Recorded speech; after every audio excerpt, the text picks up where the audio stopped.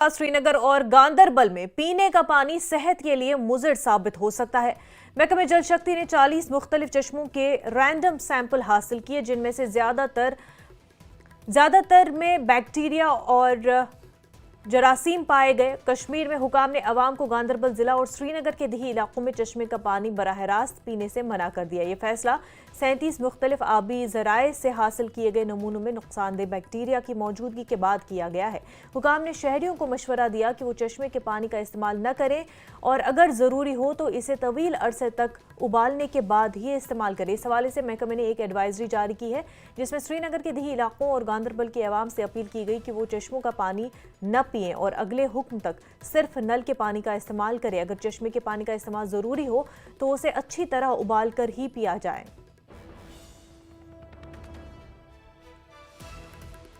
जल शक्ति विभाग यानी पीएचई डिपार्टमेंट की तरफ से एक एडवाइजरी। जी हाँ, कल गांदरबल और श्रीनगर के कुछ वाटर स्प्रिंग्स जो हैं वहां पर वाटर सैंपलिंग हुई, जहां पे पता लगा कि करीबन 40 में से 37 ऐसी वाटर बॉडीज है जिनका पानी पीने लायक नहीं है, उनका पानी कंटेमिनेटेड है।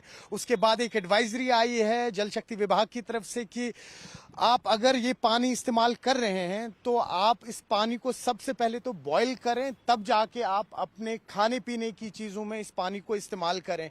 देखिए, आपको याद दिलाएं कि कुछ वक्त पहले ही साउथ कश्मीर में जो मटन का इलाका है वहां पर कुछ शिकायतें आई जॉन्डिस की, और उसके बाद कुलगाम में जॉन्डिस का एक बहुत बड़ा आउटब्रेक हुआ। कारण यही था कि पानी जो है वो साफ नहीं था। इस वक्त आप जो दृश्यों में देख पा रहे हैं ये पोल्यूटेड पानी है श्रीनगर के जेहलम का। जेहलम जो पानी पूरा कश्मीर इस्तेमाल करता है, आप देख सकते हैं किस तरह से झाग निकल आई है इस पानी में। तो कहीं ना कहीं अभी जो पीएचई का विभाग है उन लोगों की इस वक्त मीटिंग चल रही है। गांदरबल और श्रीनगर की सैंपलिंग कलेक्ट हुई है और वो इस वक्त साइंटिस्ट देख रहे हैं कि क्या मसला है, और कुछ ही देर में जो जल शक्ति विभाग है उनसे भी बात होगी। क्या कुछ सामने आएगा वो आज शाम तक ही पता लग पाएगा, लेकिन आप सतर्क रहें और जिम्मेदारी से पानी का इस्तेमाल करें। न्यूज़ 18 के लिए जहांगीर अजीज के साथ श्रीनगर से मैं सरोज कफील। महकमा पीएचई के चीफ इंजीनियर ब्रह्म ज्योति शर्मा ने न्यूज़ 18 को बताया कि महकमे के पास प्राइवेट कनेक्शन पर पानी के मीटर लगाने की कोई तजवीज़ नहीं है, लेकिन हुकूमत की मंजूरी के बाद कमर्शियल कनेक्शन पर पानी के मीटर लगाए जा सकेंगे। जल जीवन मिशन के तहत मार्च 2025 तक हर घर तक पीने का पानी फराहम करने का यकीन दिलाया, जबकि खुश्क मौसम की वजह से लोगों को पानी की किल्लत का सामना है। न्यूज़ 18 के साथ अभी जुड़े हुए हैं पीएचई के चीफ इंजीनियर ब्रह्म ज्योति शर्मा। बात करते हैं उनसे। शर्मा साहब, किस तरीके से देख रहे हैं जो वाटर कंटेनमेंट का जो इस वक्त हमने देखा गांदरबल में कुछ सैंपल्स कलेक्ट हुए हैं, श्रीनगर में हुए हैं, क्या एडवाइस रहेगी आप लोगों की तरफ से? मेरी ये एडवाइस सबसे पहले रहेगी कि लोगों को घबराने की ज़रूरत नहीं है। एडमिनिस्ट्रेशन ने लोगों की बेहतरी के लिए जो लोकल स्प्रिंग्स लोग अपने पीने के पानी के लिए इस्तेमाल करते हैं उसको टेस्ट करवाने के लिए हमें कहा गया था, तो उसमें थोड़ी कंटेमिनेशन आई है। लेकिन मैं आपके माध्यम से लोगों को आगाह कर देता हूं कि जो पीएचई स्प्रिंग को टैप करके पानी सप्लाई करती है उसमें कोई ऐसी कंटेमिनेशन नहीं पाई गई है, और उसमें प्रॉपर हम क्योंकि इसलिए नहीं पाई गई, उसको पानी को हम स्टोर करके ट्रीट करते हैं विद क्लोरीनेशन, और जो भी बेहतर केमिकल्स और डालने की ज़रूरत होती है वो करके ही सप्लाई देते हैं। उसमें कोई कंटेमिनेशन नहीं पाई है और वहाँ से कोई डर घबराने की ज़रूरत नहीं है। आपके माध्यम से मैं ये भी कहूँगा, अगर कहीं पे लोग ये लोकल स्प्रिंग को अवॉइड कर सकते हैं तो बेहतर रहेगा। ज़्यादा से ज़्यादा अगर पानी की जो किल्लत है उनको, तो वो इस पानी को कपड़े धोने के लिए या अपने घरों के छोटे जो किचन गार्डन है उनको पानी देने के लिए इस्तेमाल करें, लेकिन पीने के लिए ना करें। अगर कहीं पीने की ज़रूरत पड़ती है उनको तो वो बॉयल करके पिएं, तो उसमें फिर कोई ऐसी प्रॉब्लम नहीं होगी। बहुत शुक्रिया। न्यूज़ 18 के लिए जहांगीर अजीज के साथ श्रीनगर से मैं सरोज कफील। जम्मू कश्मीर के डोडा इलाके में सिक्योरिटी फोर्सेस ने बड़े पैमाने पर तलाशी मुहिम शुरू की है। ये ऑपरेशन खास तौर पर डूरू और बस्ती के जंगलाती इलाकों में जारी है, जहां मुश्तबा सरगर्मियों की इतला के बाद कार्रवाई की जा रही है। सिक्योरिटी फोर्स ने इलाके का मुहासरा कर लिया और हर मुमकिन जाविये से तफ्तीश जारी है। मकामी लोगों से भी मालूमात इकट्ठा की जा रही है ताकि किसी भी खतरे को बर वक्त रोका जा सके। हुकाम के मुताबिक ये ऑपरेशन एहतियाती तदाबीर के तौर पर अंजाम दिया जा रहा है ताकि किसी भी नाखुशगवार वाक़ये से बचा जा सके।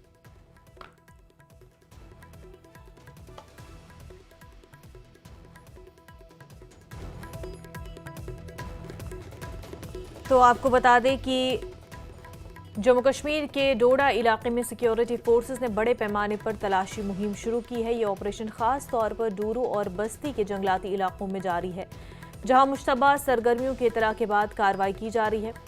सिक्योरिटी फोर्सेस ने इलाके का मुहासरा कर लिया और हर मुमकिन जाविये से तफ्तीश जारी है। मकामी लोगों से भी मालूमात इकट्ठा की जा रही है ताकि किसी भी नाखुशगवार खतरे को बरवक्त रोका जा सके।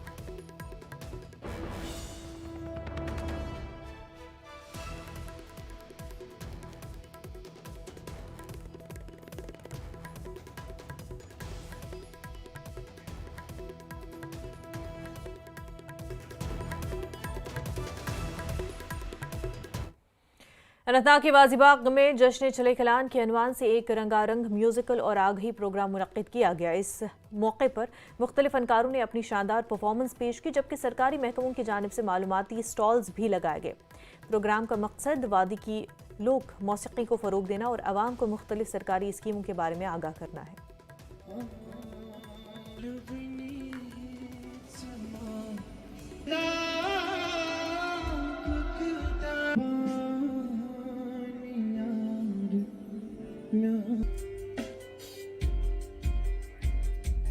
हमारे साथी ज़हूर जुड़ चुके हैं। ज़हूर, इस प्रोग्राम के हवाले से आप हमें बताएं, आप वहाँ पर मौजूद है इस वक्त, क्या ये प्रोग्राम है और इसके ज़रिए नौजवानों को किस तरह से जो मकसद है इस प्रोग्राम का, इस हवाले से हमें आप जानकारी दें।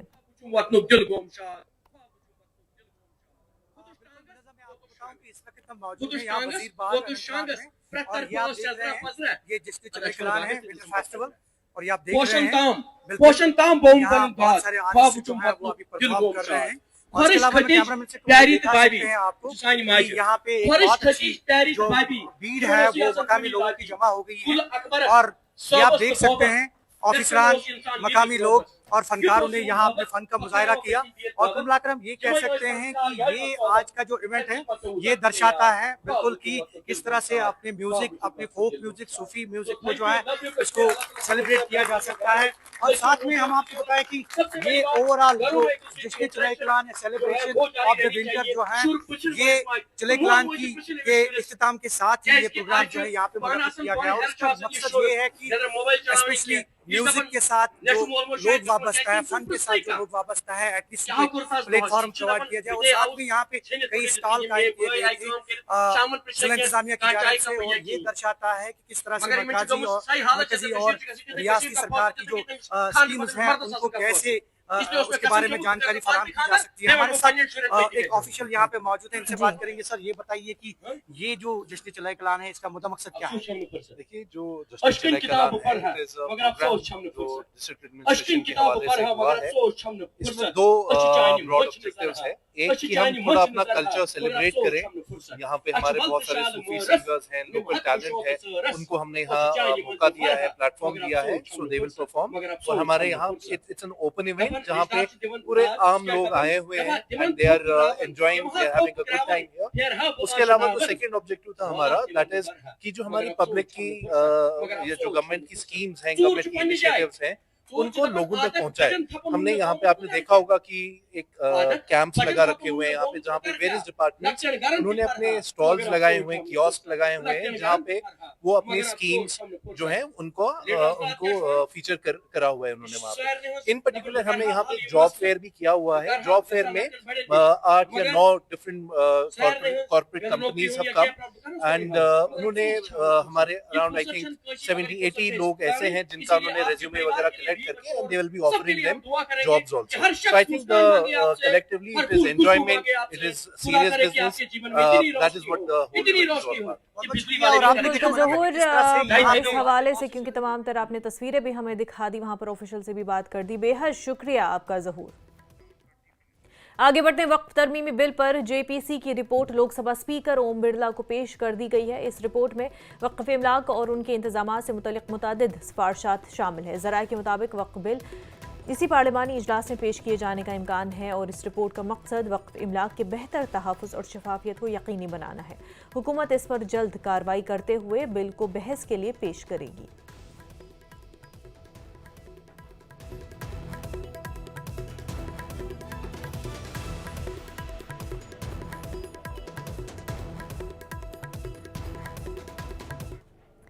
जम्मू कश्मीर नेशनल कॉन्फ्रेंस के चीफ तर्जुमान तनवीर सादिक ने न्यूज़ 18 से बात करते हुए अपनी श्रीलंका और दिल्ली के दौरे पर खसूसी बातचीत की।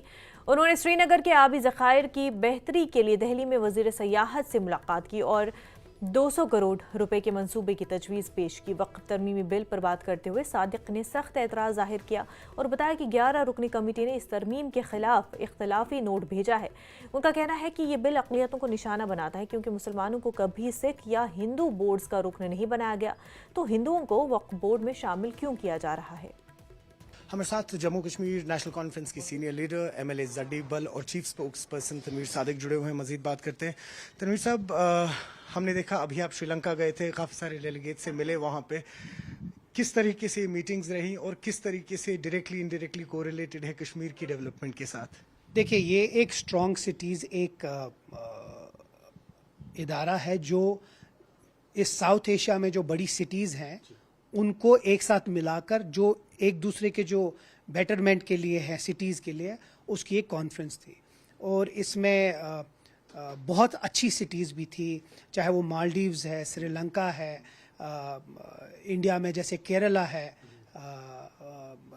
शिमला है, वैसी सिटीज़ थी जिनके मेयर्स और उनके जो बड़े बड़े कंस्टिट्यूंसी के हेड्स थे, तो वो आए थे और उनसे मिला। और मैं शुक्रगुजार हूँ ये जो है ये स्ट्रॉन्ग सिटीज़ का, जिन लोगों ने एक प्लेटफॉर्म हमको दिया एक दूसरे की जो मसाइल हैं उनको उजागर करने का, हाईलाइट करने का। लेकिन उससे ज़्यादा मुझे एक मौका मिला कि बाहर वाली सिटीज़ अर्बनाइजेशन को कैसे देखती हैं, माइग्रेशन को कैसे देखती हैं, कम्युनिटीज़ के आपस में रहने में कैसे देखती हैं, वाटरवेज को कैसे देखती है और बाकी चीज़ें इसके साथ जो अलाइड है, चाहे वो ड्रग अब्यूज़ है, चाहे वो टूरिज़्म है, इसको कैसे देखते हैं। एक बाज़ाब्ता एक रिपोर्ट मिलेगी मुझे, जिससे वो कमेटी भी यहाँ आएंगी बोथ जम्मू और श्रीनगर में, और वो देखेंगी कि कैसे वो यहाँ हेल्प कर सकते हैं। देखिए, अब जो शहर हैं वो बढ़ते जा रहे हैं और अब हमें तो ये शहर बढ़ाने ही है, और कैसे बढ़ाएंगे तो इसी में हमें एक्सपर्ट्स की जिम्मेवारी है या एक्सपर्ट्स की ज़रूरत है।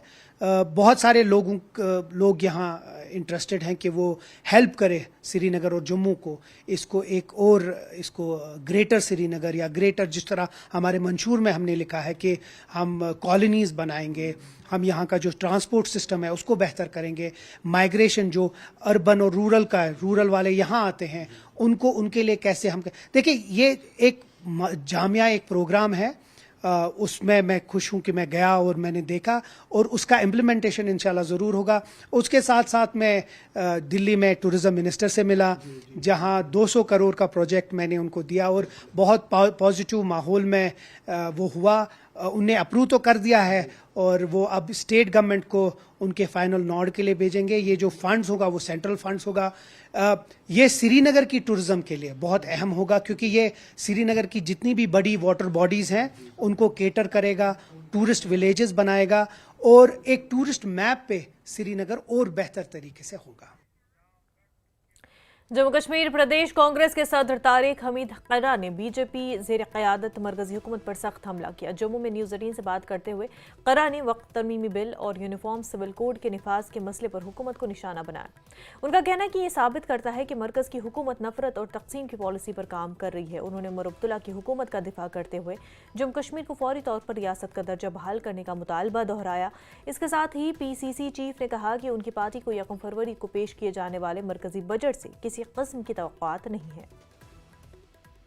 मेरे साथ इस वक्त है तारिक हमीद कर्रा, ये जम्मू कश्मीर प्रदेश कांग्रेस के प्रेसिडेंट हैं। न्यूज़ 18 से बात करने के लिए धन्यवाद। सबसे पहले UCC और वक्फ बोर्ड पे तो ज़बरदस्त हंगामा मचा हुआ है। UCC को भी उत्तराखंड गवर्नमेंट ने कहा, आप क्या समझते हैं ये जो चल रहा है उस पर रिएक्शन भी काफ़ी आ रही है, कांग्रेस क्या समझ रही है? देखिए, ये कोई इस पे हैरानगी की बात नहीं है जो सब अभी हो रहा है, क्योंकि इनका जो पिछले 100 साल पहले जो इन्होंने एजेंडा तय किया था मुल्क को किस बर्बादी के दहाने तक पहुंचाना है, ये उसका आउटकम है। चाहे UCC कहें आप, चाहे वक्फ बोर्ड कहें, चाहे खोदो इंडिया कहें, चाहे मंदिर मस्जिद का झगड़ा कहें, या चाहे कब्रिस्तान और शमशान घाट की लड़ाई कहें, तो ये उसी का एक मंसूबे का एक हिस्सा है जिसको वो आगे बढ़ाना चाहते हैं। और उनका एक नारा पीछे ये भी था कि अभी नहीं तो कभी नहीं। तो इस अभी नहीं तो कभी नहीं का नतीजा मुल्क के वास्ते क्या निकलेगा शायद इनको इसका अंदाज़ा नहीं, but this is condemnable thing what they are doing. इसमें कल रोहुला और मीरवाइज उमर फारूक, जो शहीद आगा रोहुला है, और मीरवाइज उमर फारूक की भी मीटिंग हुई है और कहा जा रहा है कि एनडीए ब्लॉक में जितने घटक हैं जो उनको सपोर्ट कर रहे हैं, चाहे नीतीश कुमार, उनका भी दरवाज़ा खटखटाया जा सकता है। तो क्या कांग्रेस भी अपनी तरफ से कोई पहल करेगी?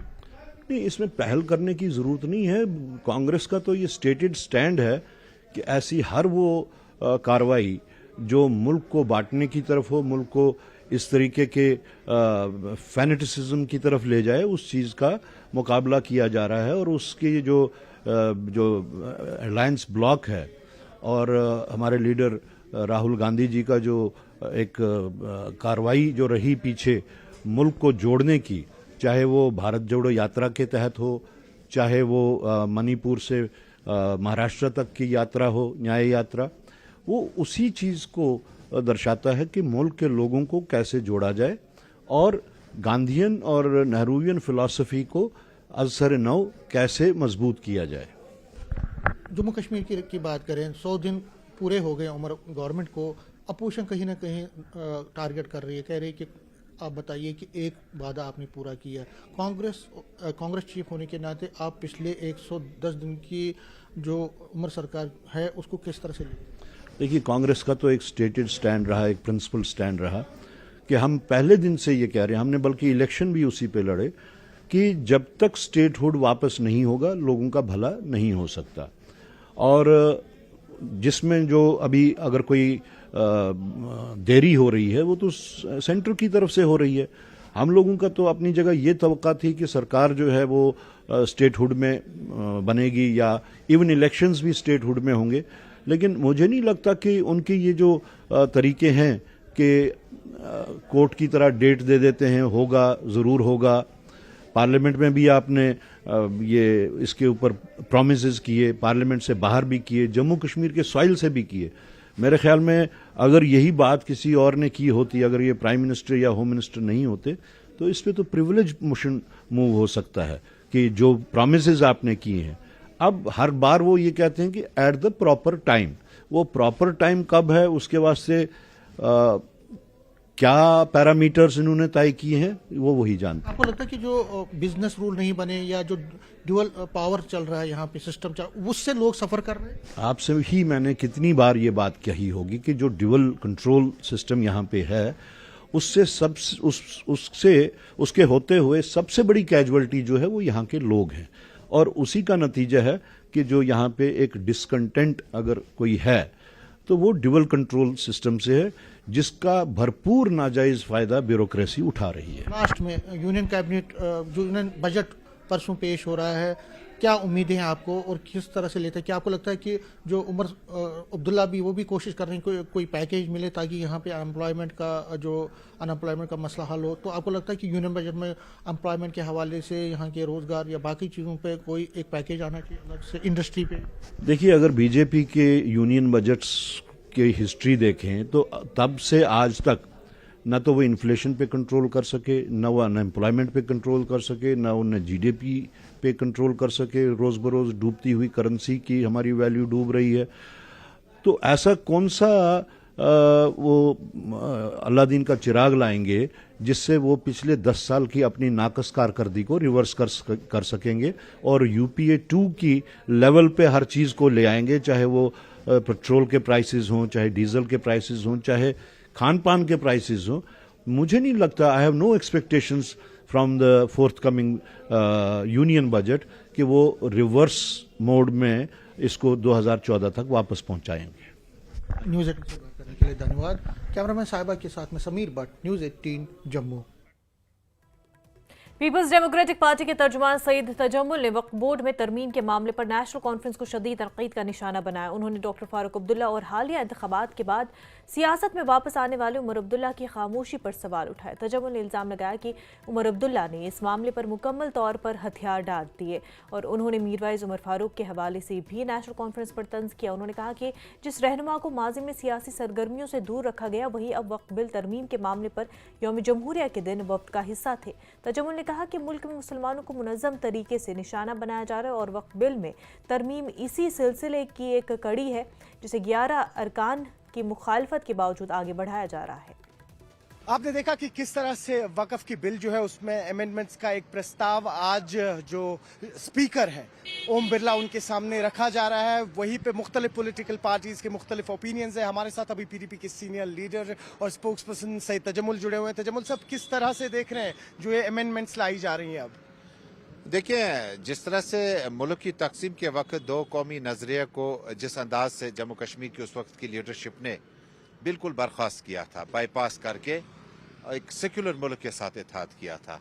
और सेक्युलर मुल्क में यह था कि आपको मजहब की पूरी आज़ादी का हक है और मजहब की आज़ादी का हक है कि जग वक्फ के मामला हम इज्तिमाई तौर पर कुरान और सुन्नत की रोशनी में हल किया करते थे। ये जम्मू कश्मीर टेरिटरी की बात नहीं है, ये पूरी दुनिया के लिए है। अब अचानक चूंकि हमने देखा कि जिस अंदाज से मॉब लिंचिंग हो रही है, जिस अंदाज से मुसलमानों को डराया जा रहा है मुल्क भर में, अगर आप इस इशारे पे नहीं चले तो आपको ये कर दिया जाएगा। लेकिन जम्मू कश्मीर की हुकूमत खामोश है और जम्मू कश्मीर की हुकूमत डॉक्टर फारूक अब्दुल्ला एक मंजे हुए सियासी कप्तान है जम्मू कश्मीर के और मुस्लिम लीडरशिप में एक बड़ा नाम है। मुझे लगता है डॉक्टर फारूक अब्दुल्ला, उमर अब्दुल्ला और हमारी कायदा और हमारी लीडरशिप जो है, हम सब एक पेज पे हैं कि जो वक्फ बोर्ड के मसाइल हैं वो कुरान और सुन्नत की रोशनी में जिस तरह से चलते थे, इसमें अमेंडमेंट तरामीम जो है वो किस नवियत से आपने की। 1411 का रेशो आपने खड़ा किया। 26 जनवरी 2025 हुर्रियत चेयरमैन दिल्ली में है, मीरवाइज उमर फारूक। मसला कितना हसास है और किस तरह से वो लगातार मीटिंगों में अपनी बात रखी। उन्होंने भी एतराफ़ किया कि गालिबन रिकॉर्ड में लाने के लिए और इंदराज में रखने के लिए कि हमने अपनी बात रखी, लेकिन हमें उम्मीद थी कि शायद इस मीटिंग के दौरान कुछ मामला हमारे हक में नजर आएंगे। मुझे लगता है कि ये मामला यकतरफा है और एक सोची साजिश के तहत मुसलमानों को और अक़लियती अमूरात में रहने वाले लोगों को एक सोची समझी साजिश के तहत डराया जा रहा है। लेकिन यकीनन जब तक अल्लाह और अल्लाह की ज़ात दुनिया को चला रही है, कोई निज़ाम इस तरह से नहीं बदल सकता है। सरकार को अभी 30 दिन भी नहीं हुए, 100 दिन मुकम्मल होने लगे। लेकिन जिस अंदाज से उमर अब्दुल्ला साहब पेश कर रहे हैं इस वक्फ की बिल को, मुझे लगता है लाइटली लिया, हल्के से लिया। और वही फार्मूला सरोज साहब एक ही है, वो ये है कि बीजेपी के सामने घुटने टीकना है, नौकरी नहीं छोड़नी है और एक खादिम की हैसियत से काम करना है, हाकिम की हैसियत से नहीं। बहुत शुक्रिया। न्यूज़ 18 के लिए जहांगीर अजीज के साथ श्रीनगर से मैं सरोज कफील।